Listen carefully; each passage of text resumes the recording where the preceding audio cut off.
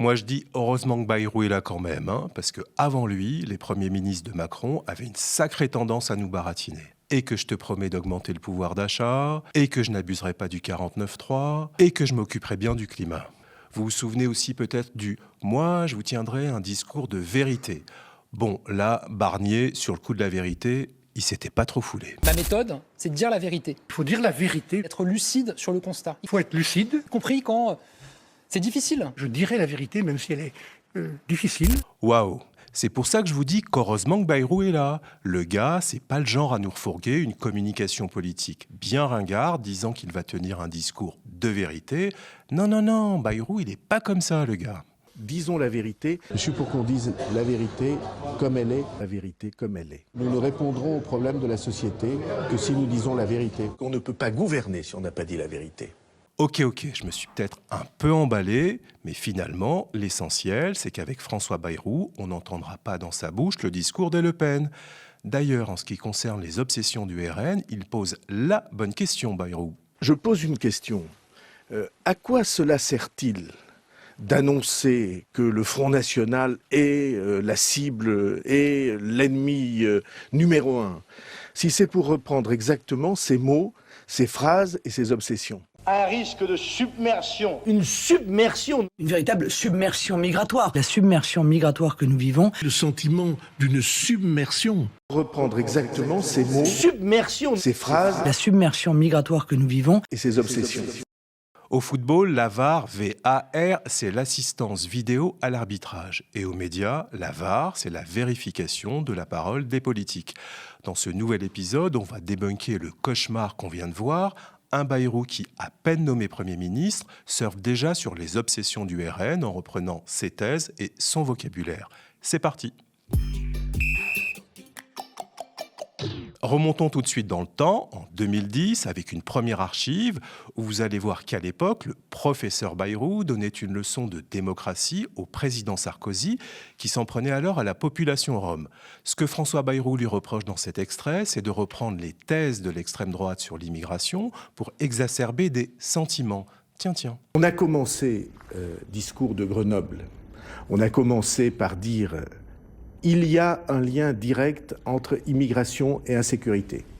C'est un premier pas qui n'avait jamais été fait, sauf par les extrêmes, en direction du peuple français. Et je le dis, ça excite un certain nombre de sentiments qui existent dans les peuples, mais que les gouvernants ont le devoir de calmer, de mettre à distance. Bayrou a donc failli à son devoir à peine arrivé à Matignon, car ne pas s'emparer d'un sentiment populaire pour en faire un argument politique, comme le préconisait François Bayrou dans l'archive que l'on vient de voir, c'est tout l'inverse de ce qu'il vient de faire récemment en pointant du doigt un sentiment de submersion migratoire. Et cette notion de sentiment, Bayrou l'a usée jusqu'à la corde sur LCI. Regardez et comptez le nombre de fois où il prononce le mot sentiment dans cette séquence. Dès l'instant que vous avez le sentiment d'une submersion, de ne plus reconnaître votre pays, un certain nombre de villes ou de régions sont dans ce sentiment-là. Beaucoup de Français et beaucoup de quartiers ou beaucoup de villes ont le sentiment que ça n'est plus maîtrisé. Et il suffit de voir les faits divers pour mesurer que les manquements, les délits se concentrent et on ne voit plus que ça. Ceux qui regardent vos écrans ne voient plus que ça. Ils ont le sentiment que c'est forcément des étrangers ou des immigrés qui manquent au devoir que nous avons. Donc nous avons un sentiment de submersion migratoire, un sentiment pour opposer l'identité nationale et régionale à l'immigration, un sentiment général que rien ne va plus, et une quatrième et dernière couche de sentiments pour lier insécurité et immigration. Tranquillou le Bayrou. Tranquillou pilou, attends que la mer monte. Et ne croyez pas que de parler de sentiments, même tranquillou, serait une façon pour lui de prendre ses distances avec des préjugés infondés. Non, pour Bayrou, le sentiment de submersion qu'il évoque, ce sentiment-là ne peut pas se tromper. C'est ce qu'il a dit le lendemain à l'Assemblée nationale en prononçant cette phrase hallucinante. Les préjugés sont nourris par le réel. Sauf que le réel, c'est une population étrangère qui représente environ 8% de la population totale selon l'INSEE. On est donc loin, très loin même, de la soi-disant réalité décrite par Bayrou quand il parle d'une submersion ressentie par les Français, comme le montre ce visuel produit par l'INSEE. Et la réalité, c'est aussi que Bayrou s'éloigne beaucoup du nécessaire discours de vérité dont il se gargarise depuis des années. S'il tenait véritablement un discours honnête, maintenant qu'il gouverne, Bayrou devrait avoir le courage politique de dire aux Français qu'ils se trompent, de dire que leurs préjugés ne correspondent pas à la réalité. Il pourrait par exemple se saisir des nombreuses études réalisées ces dernières années auprès de l'opinion publique française et européenne, et à qui des chercheurs en sciences sociales ont demandé d'estimer la part de la population immigrée vivant dans leur pays, et Bayrou pourrait comparer les résultats de ces estimations au doigt mouillé avec la réalité. Mais comme Bayrou n'ose pas s'aventurer sur ce terrain-là, je l'ai fait pour lui avec ce petit montage. Ne me remercie pas François, tout le plaisir est pour moi. Voici ma contribution au discours de vérité en politique. Vous avez le sentiment d'une submersion, de ne plus reconnaître votre pays. Les habitants de l'Union européenne, les citoyens européens, surestiment donc la part des immigrés non européens. Ils ont tendance à estimer cette part à 16,7% précisément, alors qu'elle est en réalité environ 2 fois plus faible. Et par exemple, dans le cas de la France, on remarque que si la part d'immigrés est de 13% selon les Nations Unies, on estime en moyenne que la part d'immigrés en France est autour de 28%. Le sentiment d'une submersion. Les études montrent que la propension à surestimer la part des immigrés est plus forte parmi les femmes, les personnes à la recherche d'un emploi et les sympathisants des partis d'extrême droite. François Bayrou cherche-t-il à séduire les électeurs votant pour les partis d'extrême droite? La réponse serait-elle dans la question? On continue notre fact-checking en confrontant les sentiments brandis par le Premier ministre avec les travaux des chercheurs. En énumérant sa longue liste des sentiments éprouvés par les Français, Bayrou a quand même fini de mettre à mal son image de centriste modéré qu'il cultive depuis des années quand il a mis en avant la médiatisation de faits divers impliquant des étrangers. Il a suggéré, comme Zemmour a l'habitude de le faire, que cette médiatisation de faits divers serait la preuve qu'il existerait un lien entre insécurité et immigration. C'est un peu comme s'il nous disait « tous ces hommes et femmes politiques convoqués devant les tribunaux, qu'on voit dans les JT, et il y en a un paquet en ce moment, ça prouve bien qu'il n'y a pas de fumée sans feu. En tout cas, les Français ont ce sentiment-là de corruption généralisée. » Sauf que ça, curieusement, Bayrou ne le dit pas. Il suffit de voir les faits divers pour mesurer que les manquements, les délits, se concentrent et on ne voit plus que ça.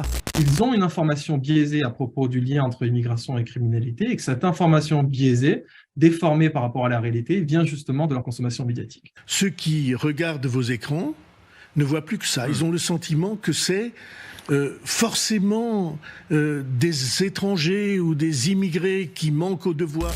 Et il y a énormément d'études en économie qui ont été essayées de voir est-ce qu'il y avait un lien entre immigration, délinquance et criminalité. Et la majorité de ces études tend à conclure que non, il n'y a pas de lien. Mais Bayrou, lui, fait le lien en s'abritant derrière la notion de sentiment, alors que toutes les études démontrent le contraire. Il faut savoir que les chercheurs que vous venez d'entendre travaillent pour le principal centre français de recherche en économie internationale, le prestigieux CEPII, un organisme placé directement sous l'autorité du Premier ministre, qui ne s'inspire visiblement pas de ses travaux pour construire son discours de vérité. Pourtant, lorsqu'il s'agit du dossier des retraites, Bayrou fait l'inverse. Là, au lieu de mettre en avant un sentiment populaire disant qu'il faut abaisser l'âge du départ à la retraite à 60 ou 62 ans, il préfère se tourner vers des experts en chiffrage qui répéteront forcément ce qu'ils ont toujours dit. Je vais demander à la Cour des comptes, en une mission flash de quelques semaines, de nous donner l'état actuel et précis du financement du système de retraite, et ce résultat, le gouvernement le communiquera à tous les Français. Mais communiquer à tous les Français l'expertise de ses propres chercheurs pour montrer la réalité des chiffres, il n'en est plus question quand il s'agit d'immigration. Bayrou préfère s'en remettre au bon sens populaire et surfer sur un sentiment de rejet. Maintenant, je vais vous montrer une conséquence concrète et carrément absurde de l'absence de discours de vérité dans le débat public.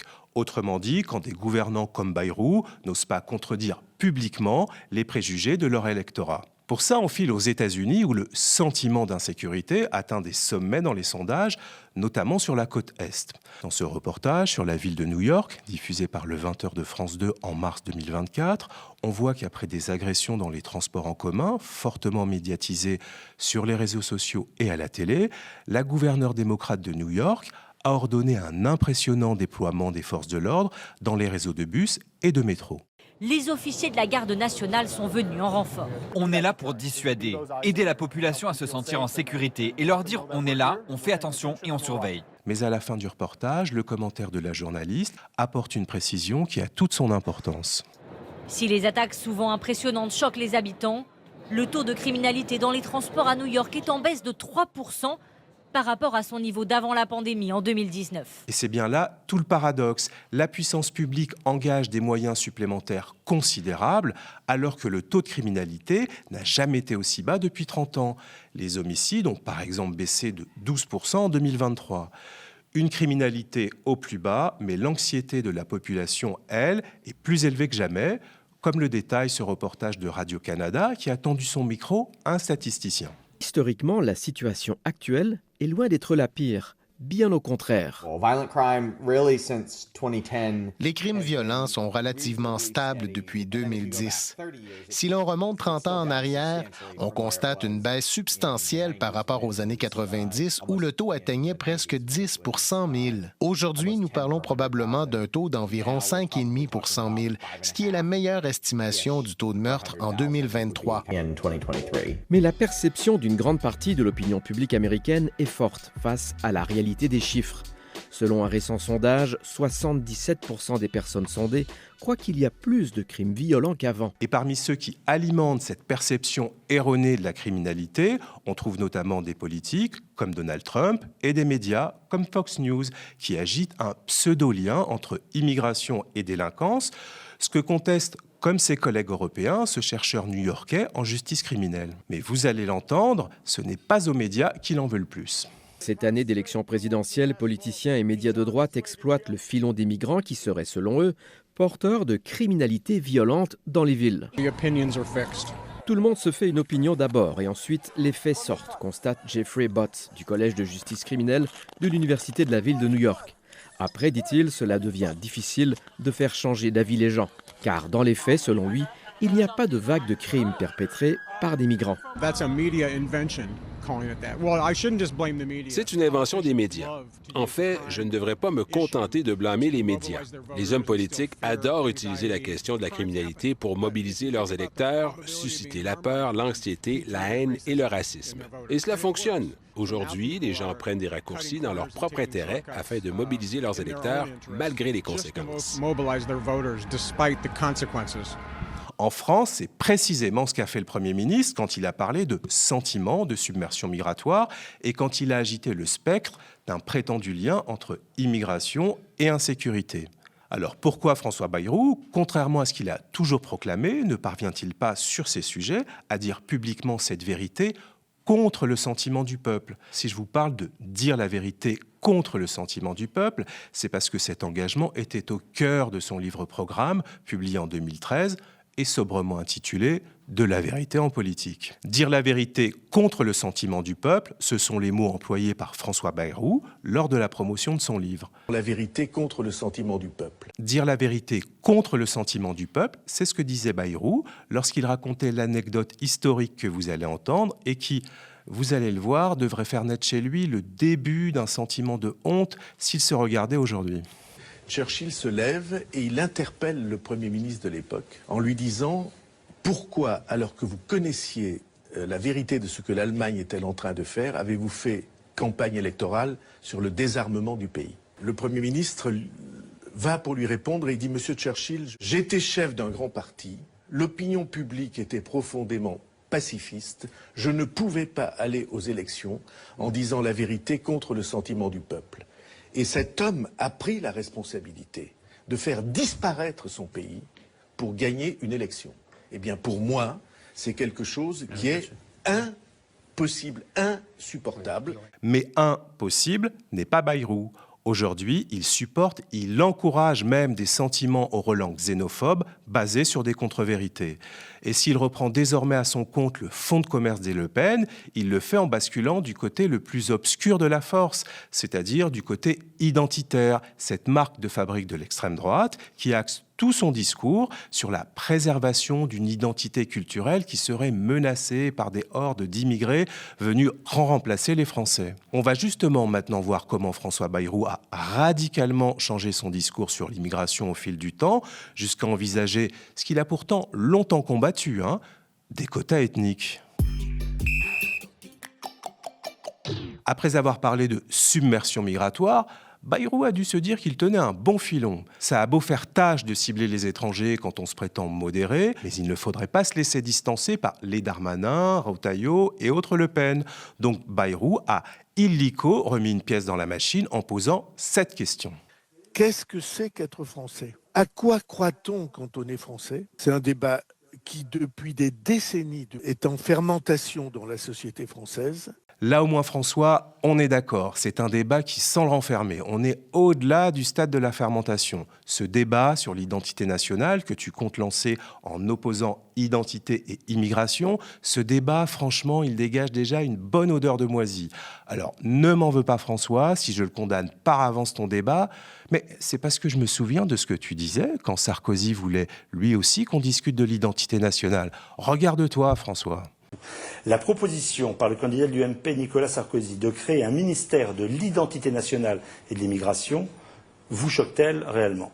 Vous croyez qu'on peut s'en sortir en ciblant quelques millions de personnes qui vivent parmi nous, qui sont françaises pour la plupart? Mais quand il dit c'est pas un gros mot, Sarkozy, il dit c'est pas un gros mot de parler d'identité nationale. Il y a dans le choc de ces deux mots un message parfaitement ciblé, que tout le monde comprend, qui n'est pas un message d'action, qui n'est pas un message de détermination pour l'avenir, qui est simplement un message pour que ceux qui doivent l'entendre, l'entendent. Donc, clin d'œil à l'extrême droite pour vous? C'est un clin d'œil à tous ceux qui pensent aujourd'hui que la France est menacée dans son existence par ces populations qui vivent au milieu de nous et quelquefois depuis des dizaines d'années. Bayrou avait le mérite d'être clair. La France n'est pas menacée par un tsunami migratoire et les politiques qui instrumentalisent cette peur, ce sentiment, comme dit Bayrou aujourd'hui, ces politiques le font uniquement pour draguer les électeurs qui votent pour l'extrême droite. Cette stratégie consistant à intégrer dans son discours des thèmes qui font frissonner l'électorat du RN, tels que l'immigration, la sécurité ou l'identité nationale, cette stratégie avait particulièrement bien réussi à Nicolas Sarkozy, puisqu'en 2007, au premier tour de la présidentielle, le candidat de l'UMP avait capté une part importante de l'électorat traditionnel du FN, en réduisant le score de Jean-Marie Le Pen à 10% des suffrages, contre 18% en 2002. Alors après avoir regardé un paquet d'archives, je résumerai le discours de François Bayrou sur l'immigration en distinguant deux périodes. La première, entre 2007 et 2012, où Bayrou tient un discours plutôt bienveillant sur la population d'origine étrangère vivant en France. La seconde période démarre après son nouvel échec à la présidentielle en 2012. Il commence alors à durcir le ton, comme en témoigne cet échange avec Michel Larocque en 2013 sur le plateau de l'émission On n'est pas couché. La comédienne va vite perdre son sourire en écoutant la réponse de Bayrou, mais écoutons d'abord sa question. Pourquoi vous ne dites pas que le pourcentage d'immigration n'est pas aussi important que les Français peuvent le croire ? Excellente question, Michel. Bravo. On se demande d'ailleurs bien pourquoi aucun journaliste n'a posé cette question à François Bayrou ces derniers jours. Maintenant, vous allez comprendre pourquoi Michel Larocque a perdu son sourire. C'est d'abord parce que François Bayrou n'a pas répondu sur le fond à sa question. Il a préféré dresser un tableau assez sombre de la situation, pour ne pas dire carrément anxiogène. Écoutez-le. L'apport de populations qui viennent d'autres cultures, qui ont d'autres modes de vie, est déstabilisant pour une société, spécialement pour une société en crise. Chaque fois que vous avez, et pas seulement chez nous, et pas seulement sous nos latitudes, un pays qui va mal, et que vous avez des apports de population, de modes de vie qui sont très différents, chaque fois ça crée une tension. Les peuples en crise ont l'impression qu'ils sont menacés par les cultures différentes qui viennent s'intégrer ou s'enraciner au milieu d'eux. C'est comme ça. Vous avez entendu le champ lexical choisi par Bayrou. Déstabilisation, tension, menace, perte d'honneur racine. En 2013, François Bayrou est en train de glisser vers un terrain de jeu identitaire. Et c'est comme ça que, mine de rien, en se plaçant du côté obscur de la force, il a commencé à marcher sur les plates-bandes de l'extrême droite. Pour mieux mesurer le basculement que Bayrou est en train d'amorcer, regardez ce qu'il disait quelques années auparavant quand il parlait de l'arrivée d'étrangers sur notre sol. C'était une époque où il combattait encore vigoureusement les idées du FN, mais ça, c'était avant. Chaque fois qu'il y a apport de population nombreux, quel que soit cet apport de population, il y a évidemment un trouble, un déséquilibre qui s'installe. Vous régularisez Je suis en train de vous dire que pour notre pays, nous n'avons pas le droit de l'installer dans ce climat de tension, on se regarde du coin de l'œil, on se cible, on se désigne comme ça. On n'a pas le droit de le faire si on veut le redresser. Et sur la question de l'instauration de quotas d'immigrés, c'est pareil. François Bayrou a retourné sa veste, mais il a un peu de mal à l'admettre. Regardez son embarras quand Jean-Jacques Bourdin lui a posé cette question, c'était fin 2023. Les apports de population, ils sont acceptables quand c'est proportionnellement léger ou proportionnellement équilibré. Ils deviennent inacceptables dès l'instant que vous avez le nombre qui donne le sentiment de changer la nature. Il faut donc des quotas. La nature du peuple que nous formons ensemble. Et donc les quotas, ça a très souvent été discuté, délibéré. Donc bon. Quand François Bayrou parle, je le cite, du sentiment, tiens donc, du sentiment de changer la nature du peuple que nous formons, c'est ni plus ni moins que l'évocation du grand remplacement, un marqueur du discours de la droite extrême. Et même si Bayrou refuse de le reconnaître, Bourdin a raison d'en déduire qu'il préconise l'instauration de quotas d'immigration. L'embarras de François Bayrou s'explique sans doute parce qu'il a lui-même longtemps milité contre ces quotas. Écoutez-le dire en 2007 tout le mal qu'il en pensait. Là, Bayrou parlait de quotas d'immigrés par métier. Et maintenant, écoutons ce qu'il disait des quotas par nationalité, autrement dit, des quotas ethniques. Et surtout, je crois encore moins à ce qu'on est en train de susurrer, c'est-à-dire des quotas d'origine, de race. Rien de pire. De race. En disant, c'est un débat qui traverse accepter tant d'Africains et la gauche. On peut accepter tant de, de Nord-Africains. Eh bien, chaque fois qu'on fait ça, me semble-t-il, c'est pas la France. Mais en 2015, Bayrou n'a plus aucun tabou sur l'instauration de quotas. Le mot quota ne le ferait plus du tout. Le mot quota est utilisé par un certain nombre de pays, le Canada, je ne sais quoi. Ça n'est pas absurde. Moi, je pense qu'il n'est pas du tout interdit de penser qu'on régule l'immigration. Vous savez, c'est la carte verte américaine, qu'on régule l'immigration de cette manière-là. Ça n'est pas absurde. Je trouve même que c'est probablement un progrès par rapport au chaos que nous vivons actuellement et qu'il n'y a aucune raison de ne pas traiter les problèmes sous cet angle. Vous l'avez entendu, François Bayrou cite en exemple 2 pays qui appliquent des quotas d'immigration économique. D'abord, le Canada, où en résumé, les permis de travail sont accordés par métier, et les États-Unis, où il existe un système de loterie pour obtenir ces fameuses cartes vertes dont Bayrou a parlé, ces green cards, qui sont attribuées chaque année par tirage au sort. Mais pour être éligible à cette loterie, un des critères est la nationalité. En d'autres termes, même si les quotas ethniques à proprement parler ont été bannis par les États-Unis en 1965 en matière d'immigration, le mécanisme actuel d'attribution des cartes vertes joue de fait, en partie, sur une répartition ethnique des nouveaux arrivants. Le but, c'est de préserver une proportion équilibrée des nationalités. Et ça tombe bien pour Bayrou, car sa nouvelle obsession sur l'immigration, c'est la bonne proportion. Cette immigration qui se développe aujourd'hui sous toutes les latitudes de la planète est d'abord une question de proportion. L'installation d'une famille étrangère dans un village pyrénéen ou cévenol, c'est un mouvement de générosité qui est suscité et qui se déploie. Des enfants fêtés et entourés à l'école, des parents qui reçoivent tous les signes de l'entraide.